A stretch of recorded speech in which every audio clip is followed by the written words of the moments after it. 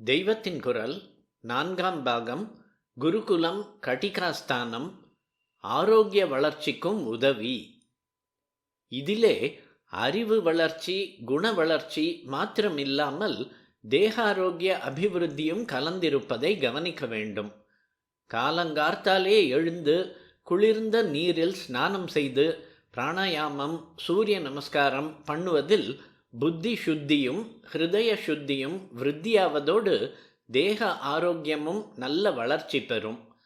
குருவுக்காக விறகு வெட்டி கொண்டு வருவது போன்ற வேலைகளில் இதே போல ஒரு பக்கம் மனசில் எளிமை உண்டாவதோடு மறுபக்கம் ஷரீரத்திலும் வலிவு ஏற்படும். ஒரு மனுஷ்ய ஜீவன் என்றால் அவனுக்கு தேகம், புத்தி, ஆத்மா என்று 3 இருக்கிறது. 3ஐயும் நல்ல முறையில் வளர்ப்பதாக பழங்கால கல்வி முறை இருந்திருக்கிறது. மிகவும் பூர்வ காலத்தில் நம்மிடம் இருந்த எஜுகேஷன் சிஸ்டம் பற்றி இவ்வளவும் சொன்னேன். இன்னும் அநேக விஷயங்களும் இருக்கின்றன. எனக்கே தெரியாமல் எவ்வளவோ இருக்கும்.